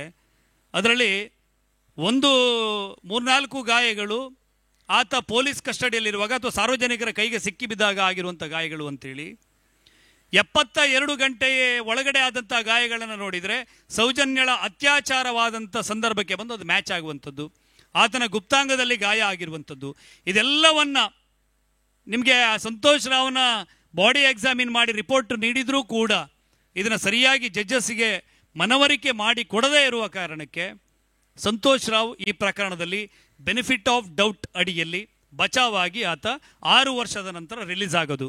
ಸೌಜನ್ಯಳ ಕುಟುಂಬದವರೇ ಅಲ್ಲಿ 7 ಸಾಕ್ಷಿಗಳು ಏನು ವಿಟ್ನೆಸ್ ಹಾಸ್ಟೆಲ್ ಆಗುತ್ತೆ, ಕಾನೂನಿನ ಪರಿಭಾಷೆಯಲ್ಲಿ ಹಾಗೆ ಹೇಳೋದು, ಸಾಕ್ಷಿ ಮಾಪಿ ಸಾಕ್ಷಿ ಆಗುತ್ತೆ. ಅಲ್ಲಿ ಯಾರು COD CBI ಇವ್ರನ್ನ ಸಾಕ್ಷಿ ಅಂತೇಳಿ ಸೌಜನ್ಯಳ ಮಾವ ಪುರಂದರಗೌಡ, ವಿಠಲಗೌಡ, ಚಂದಪ್ಪ ಗೌಡ ಇವ್ರನ್ನೆಲ್ಲ ಮಾಡಿದ್ರು, ಇವರೆಲ್ಲ ಕೋರ್ಟ್ನಲ್ಲಿ ಸಂತೋಷ್ ರಾವ್ ವಿರುದ್ಧ ಸಾಕ್ಷಿ ಹೇಳ್ತಾರೆ, ಪರವಾಗಿ ಸಾಕ್ಷಿ ಹೇಳ್ತಾರೆ, ಇವನು ನಿರಪರಾಧಿ ಅಂತೇಳಿ ಹೇಳ್ತಾರೆ. ಜಡ್ಜಸ್ ಮುಂದೆ ಈತ ನಿರಪರಾಧಿ ಅಂತ ಹೇಳಿ ಹೇಳಿದಾಗ ಅವನಿಗೆ ಶಿಕ್ಷೆ ಆಗುವ ಸಾಧ್ಯತೆ ಇರ್ತದಾ? ಸಾಧ್ಯ ಇಲ್ಲ. ಹಾಗಾಗಿ ಸಂತೋಷ್ ರಾವನ್ನು ಬಚಾವು ಮಾಡಿ 6 ವರ್ಷಗಳ ಕಾಲ ಆತನಿಗೆ ಜಾಮೀನು ಸಿಗಲಿಲ್ಲ, ಆತನಿಗೆ ಬೇಲ್ ಸಿಗಬೇಕು ಅಂತೇಳಿ ಪ್ರಯತ್ನವನ್ನು ಮಾಡಿದರು. ಯಾವಾಗ ಕುಟುಂಬದವರೇ ಆತ ನಿರಪರಾಧಿ ಅಂತೇಳಿ ಹೇಳಿದಾರೋ ಅದರ ನಂತರ 6 ವರ್ಷದ ನಂತರ ಆತ ಜೈಲು ಶಿಕ್ಷೆಯಿಂದ ಪಾರಾಗಿ ಬರ್ತಾನೆ. ಅವನಿಗೆ ಜಾಮೀನನ್ನು ಕೊಡಿಸಿರೋದು ಕೂಡ ಮಹೇಶ್ ಶೆಟ್ಟಿ ತಿಮರೋಡಿಯವರೇ, ಅವನಿಗೆ ವಕೀಲರನ್ನು ನೇಮಕ ಮಾಡಿರೋದು ಕೂಡ ಮಹೇಶ್ ಶೆಟ್ಟಿ ತಿಮರೋಡಿಯವರೇ. ನಾನೇ ಅದಕ್ಕೆ 3.5 ಲಕ್ಷ ರೂಪಾಯಿ ಖರ್ಚು ಮಾಡಿದ್ದೀನಿ ಅಂಥೇಳಿ ಮಹೇಶ್ ಶೆಟ್ಟಿ ತಿಮರೋಡಿಯವರೇ ಹೇಳಿರುವಂಥ ಸ್ಟೇಟ್ಮೆಂಟು ಈಗಲೂ ಕೂಡ ನಿಮಗೆ ಸಿಗ್ತದೆ. ಹಾಗಿದ್ರೆ ಯಾರೀಗ ಸೌಜನ್ಯ ಪರವಾದ ಹೋರಾಟಗಾರರು? ಸಂತೋಷ್ ರಾವ್ ಪರವಾದ ಹೋರಾಟಗಾರರು ಯಾರು?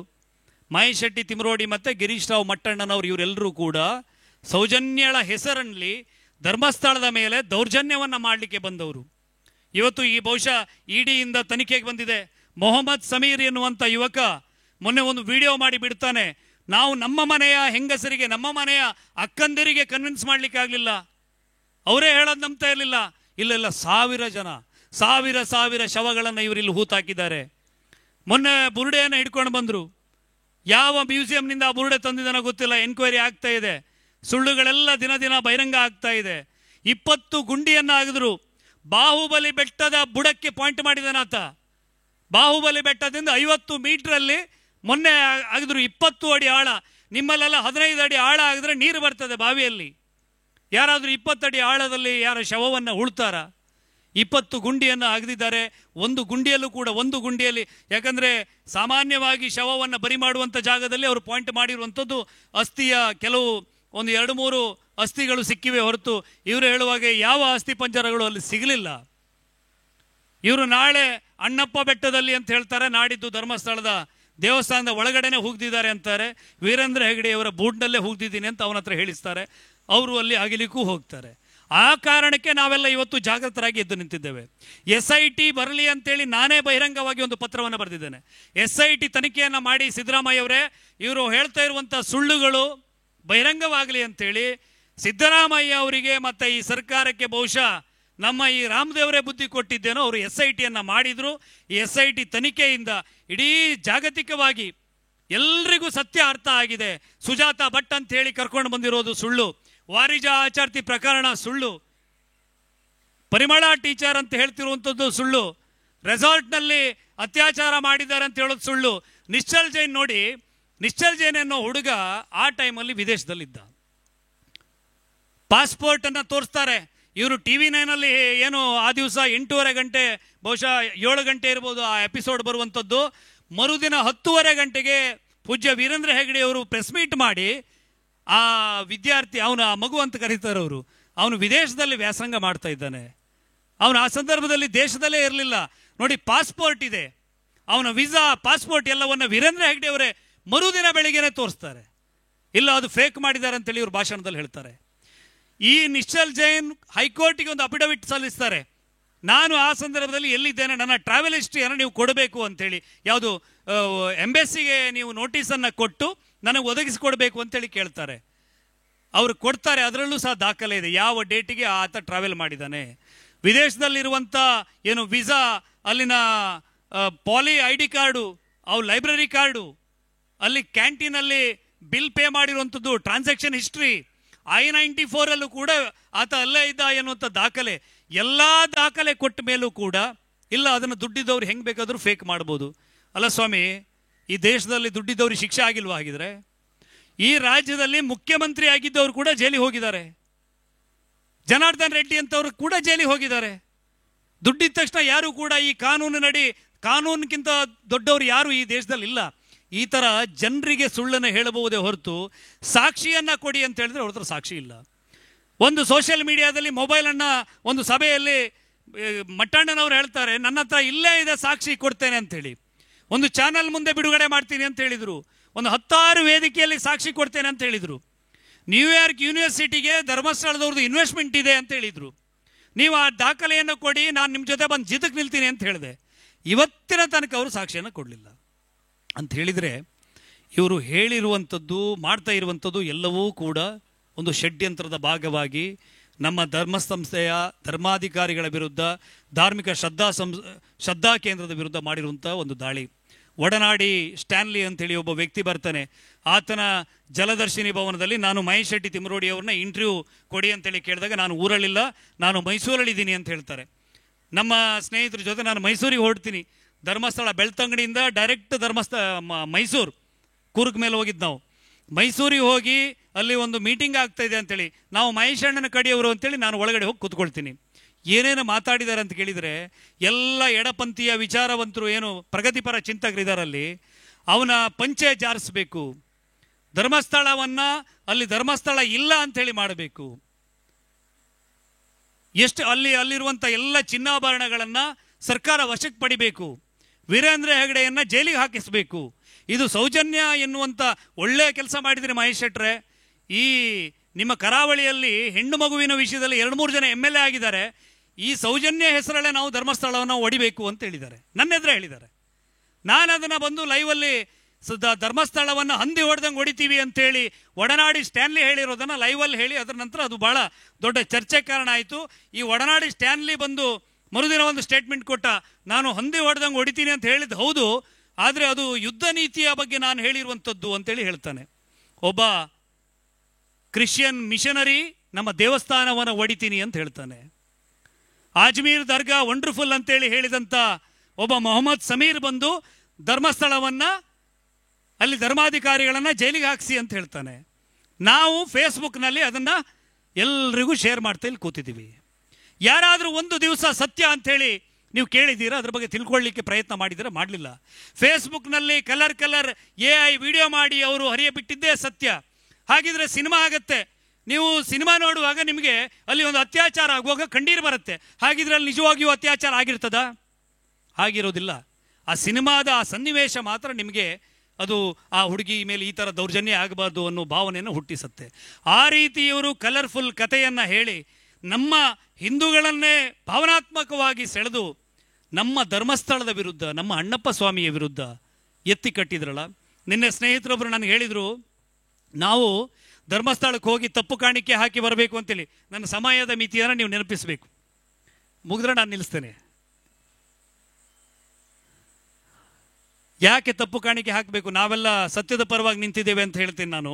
ಅವ್ರು ಹೇಳ್ತಾರೆ, ಧರ್ಮಸ್ಥಳದ ಮಂಜುನಾಥ ಸ್ವಾಮಿಯ ಬಗ್ಗೆ, ವೀರೇಂದ್ರ ಹೆಗ್ಗಡೆಯವರ ಬಗ್ಗೆ ಈ ರೀತಿ ಅಪವಾದವನ್ನು ಹಾಕಿರೋದನ್ನು ನಾವು ಕೇಳಿಸ್ಕೊಂಡಿದ್ದೀವಿ.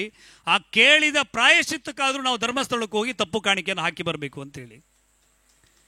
ಅಲ್ಲ ಸ್ವಾಮಿ, ನಮ್ಮ ಇಡೀ ಕರಾವಳಿಯ ಉದ್ದಕ್ಕೂ ಇರುವ ಭಜನಾ ಮಂದಿರಗಳಿಗೆ ವೀರೇಂದ್ರ ಹೆಗ್ಗಡೆಯವರು ದುಡ್ಡು ಮಾಡೋದಾಗಿದ್ರೆ ಹೇಳ್ತೀನಿ, 3800 ಎಕರೆ ಜಾಗವನ್ನು ಯಾಕೆ ಬಡವರಿಗೆ ಹಂಚಬೇಕಿತ್ತವರು? 200-300 ಏನು ಕುಸಿದು ಬಿದ್ದಂಥ ದೇವಸ್ಥಾನಗಳನ್ನು ಧರ್ಮೋತ್ಥಾನ ಟ್ರಸ್ಟ್ಗಳ ಮೂಲಕ ಪುನರುತ್ಥಾನ ಮಾಡಿಕೊಟ್ರು. 10,000 ಹಿಂದೂ ಧಾರ್ಮಿಕ ಶ್ರದ್ಧಾ ಕೇಂದ್ರಗಳಿಗೆ ಲಕ್ಷಗಟ್ಟಲೆ ಹಣವನ್ನು ಕಳಿಸಿಕೊಟ್ರು. ನಮ್ಮ ಭಾಗದಲ್ಲಿ ಎಷ್ಟೋ ತಾಯಂದ್ರು ಒಂದು ಚಿನ್ನದ ಕರಿಮಣಿಯನ್ನು ಮಾಡಿ ಹಾಕೊಂಡಿದ್ದಿದ್ರೆ ಧರ್ಮಸ್ಥಳದ ಗ್ರಾಮಾಭಿವೃದ್ಧಿ ಯೋಜನೆಯಲ್ಲಿ ಸಾಲ ಮಾಡಿ ತಂದು ಹಾಕೊಂಡಿದ್ದಾರೆ. ನಮ್ಮ ಊರಿನ ಹೆಂಗಸರು ಗಂಡ ದುಡಿದು ಕೊಡದೇ ಇದ್ರು ಕೂಡ ನನ್ನ ಮಗನನ್ನು ಡಾಕ್ಟರ್ ಮಾಡ್ತೀನಿ, ಎಂಜಿನಿಯರ್ ಮಾಡ್ತೀನಿ ಅಂತೇಳಿ ನಂಬಿಕೆ ಇಟ್ಟುಕೊಂಡು ದುಡಿದಿದ್ದರೆ, ಆ ವಿಶ್ವಾಸವನ್ನು ಇರಿಸ್ಕೊಂಡಿದ್ದಿದ್ರೆ ಧರ್ಮಸ್ಥಳದ ಗ್ರಾಮಾಭಿವೃದ್ಧಿ ಯೋಜನೆಯಿಂದ ಸಾಲವನ್ನು ತಂದು ಓದಿಸಿದಂಥ ಎಷ್ಟೋ ಹೆಣ್ಣು ಮಕ್ಕಳಿದ್ದಾರೆ. ಎಷ್ಟೋ ಜನರು ಕುಡಿದು ಚರಂಡಿಗೆ ಬಿದ್ದವರನ್ನ ಎತ್ಕೊಂಡು ಹೋಗಿ ಮಧ್ಯವರ್ಜನ ಶಿಬಿರಕ್ಕೆ ಸೇರಿಸಿ ಅವರು ಇವತ್ತು ಎಂತೆಂಥ ದೊಡ್ಡ ದೊಡ್ಡ ವ್ಯಕ್ತಿಗಳಾಗಿದ್ದಾರೆ. ಎಷ್ಟೋ ಜನರ ಉದಾಹರಣೆ ನಮ್ಮ ಕಣ್ಣು ಮುಂದಿದೆ. ಅಗತ್ಯ ಇದೆಯಾ? IM ಜಯರಾಮ್ ಶೆಟ್ಟರ್ ಒಂದು ಮಾತು ಹೇಳ್ತಾ ಇದ್ರು, ಜನರಿಗೆ ಉಪಕಾರ ಮಾಡೋದು, ಹೆಣಕ್ಕೆ ಶೃಂಗಾರ ಮಾಡೋದು ಎರಡು ಒಂದೇ ಅಂತೇಳಿ. ಇಷ್ಟು ಇಡೀ ತನ್ನ ಬದುಕನ್ನೇ ಸಮಾಜಕ್ಕಾಗಿ ಮೀಸಲಿಟ್ಟಂಥ 78 ವರ್ಷ ಪ್ರಾಯದ ವೀರೇಂದ್ರ ಹೆಗ್ಗಡೆಯವರ ಬಗ್ಗೆ ಬಹಾದಿ ಬೀದಿಯಲ್ಲಿ ಹೋಗುವಂಥ ಕ್ರಿಮಿನಲ್ಗಳು ಗಂಡನ ಮೇಲೆ ಟಾರ್ಗೆಟ್ ಮಾಡಿಸಿ ಅವನ ಬೆತ್ತಲೆ ವಿಡಿಯೋವನ್ನು ಕಳಿಸಿ ತನ್ನ ಗೆಳೆಯನಿಗೆ 1 ಕೋಟಿ ಡಿಮ್ಯಾಂಡ್ ಮಾಡಿ ಗಂಡನಿಗೆ ಬ್ಲ್ಯಾಕ್ ಮೇಲ್ ಮಾಡಿ ದುಡ್ಡು ತರಿಸ್ಕೊಂಡಂತ ಹೆಂಗಸು ಹೋರಾಟಗಾರ್ತಿ. 6 ಜನ ಗಂಡಸರನ್ನ ಗಂಡನ ಮಾಡಿಕೊಂಡ ಹೆಂಗಸು ಸೌಜನ್ಯ ಹೋರಾಟಗಾರ್ತಿ. ಬಾಂಬ್ ಇಟ್ಟು, ಶಾಸಕರ ಭವನದಲ್ಲಿ ಬಾಂಬ್ ಇಟ್ಟು ಅದೆಲ್ಲಾದ್ರೂ ಬ್ಲಾಸ್ಟ್ ಆಗಿದ್ರೆ ಯಾವುದೋ ಪಾಪದವರು ಬಡಪಾಯಿಗಳು ಸಾವಿಗೀಡಾಗ್ತಿದ್ರು. ಹಾಗೆ ಬಾಂಬ್ ಇಟ್ಟಂಥವನು ಸೌಜನ್ಯ ಹೋರಾಟಗಾರ. ಒಬ್ಬ ದರೋಡೆಕೋರ, ಬಾಂಬೆಯಿಂದ ಗಡಿಪಾರಾಗಿ ಬಂದಂಥ ಒಬ್ಬ ರೌಡಿ ಸೌಜನ್ಯ ಹೋರಾಟಗಾರ. ಅವ್ರು ಹೇಳ್ಕೊಂಡಿರೋದು. ಮಟ್ಕಾ ಬುಕ್ಕಿ ಕಳ್ಳಬಟ್ಟಿ ಸರಾಯಿ ಮಾಡಿಕೊಂಡಿದ್ದ ವ್ಯಕ್ತಿ ಸೌಜನ್ಯ ಪರವಾದಂಥ ಹೋರಾಟಗಾರ. 1 ಡಜನ್ ಲಿಸ್ಟನ್ನು ಕೊಡ್ತೀನಿ, ನೀನು 12 ಜನರದ್ದು ಪಟ್ಟಿ ಮಾಡಿಟ್ಟಿದ್ದೀನಿ. ಎಲ್ಲ ಕಳ್ಳರು, ಎಲ್ಲ ಬ್ರೂಟಲ್ಗಳು, ಎಲ್ಲ ದಗ ವಂಚಕರು, ಇಂಥವರೆಲ್ಲ ನಾವು ಸೌಜನ್ಯಳಿಗೆ ನ್ಯಾಯ ಕೊಡಿಸ್ತೀವಿ ಅಂತೇಳಿ ಹೋರಾಟ ಮಾಡ್ತಾರೆ. ಇನ್ನು ಸತ್ಯ ಯಾವುದು ಮಿಥ್ಯ ಯಾವುದು ಎನ್ನುವುದನ್ನು ನೀವು ಬೇರೆ ಯಾರ ಹತ್ರ ಕೇಳೋದು ಬೇಡ. ನಿಮ್ಮ ಆತ್ಮಶಕ್ತಿಗಿಂತ ಪ್ರಬಲವಾದದ್ದು ಯಾವುದೂ ಇಲ್ಲ. ನೀವು ಎಲ್ಲ ದೈವಾರಾಧಕರು, ನನಗೆ ಗೊತ್ತಿದೆ. ನಿಮ್ಮ ಮನೆಯ ಏನು ಮಂಚದ ಮೇಲೆ ಅಥವಾ ಹಲಗೆಯ ಮೇಲೆ ಒಂದು ಕೇಪುಳದ ಹೂವನ್ನು ಇಟ್ಟು ಪ್ರಾರ್ಥನೆ ಮಾಡಿ ನನ್ನ ಮನಸ್ಸಿಗೆ ನೀವು ಕೊಡಿ, ಯಾವುದು ಸತ್ಯ ಯಾವುದು ಸುಳ್ಳು ಅಂತೇಳಿ ನೀವೇ ನನಗೆ ಹೇಳಿ ಅಂತ ಹೇಳಿದ್ರೆ ಆ ದೇವರೇ, ಆ ದೈವವೇ, ನಿಮ್ಮ ಮನೆಯ ಹಲಗೆಯಲ್ಲಿ ಗೂಡಿನಲ್ಲಿ ಇರುವ ದೈವವೇ ನಿಮಗೆ ಸೂಚನೆಯನ್ನು ಕೊಡ್ತದೆ. ನೀವೆಲ್ಲರೂ ಸತ್ಯದ ಪರವಾಗಿ ನಿಲ್ಲಿ. ಆ ಬುದ್ಧಿಯನ್ನು ಭಗವತಿ ಮೂಕಾಂಬಿಕೆ ನಿಮಗೆ ಕೊಡಲಿ ಅಂತ ಹೇಳ್ತಾ ನನ್ನ ಮಾತನ್ನು ಮುಗಿಸ್ತೇನೆ. ನಮಸ್ಕಾರ. ಎಂಸಿಸಿ ಬ್ಯಾಂಕ್ ಲಿಮಿಟೆಡ್ ಬೈಂದೂರಿನಲ್ಲಿ ಎಂಸಿಸಿ ಬ್ಯಾಂಕ್ನ 20ನೇ ಶಾಖೆಯನ್ನು ಆರಂಭಿಸುವ ಸುಸಂದರ್ಭದ ಪ್ರಯುಕ್ತ 10.50% ದರದಲ್ಲಿ ಚಿನ್ನಾಭರಣ ಸಾಲ ಹಾಗೂ 0 ಬಾಡಿಗೆ ದರದಲ್ಲಿ ಭದ್ರತಾ ಲಾಕರ್ಗಳು 1 ತಿಂಗಳ ಅವಧಿಗೆ ಮಾತ್ರ. ಕಳೆದ 113 ವರ್ಷಗಳಿಂದ ನಿಮ್ಮ ಸೇವೆಯಲ್ಲಿ. ಹಿಂದೆ ನಿಮ್ಮ ಹತ್ತಿರದ ಎಂಸಿಸಿ ಬ್ಯಾಂಕ್ ಶಾಖೆಯನ್ನು ಸಂಪರ್ಕಿಸಿರಿ. ದೂರವಾಣಿ ಸಂಖ್ಯೆ 7090701105. Toll free number 1800 123 2966. ಷರತ್ತುಗಳು ಅನ್ವಯ.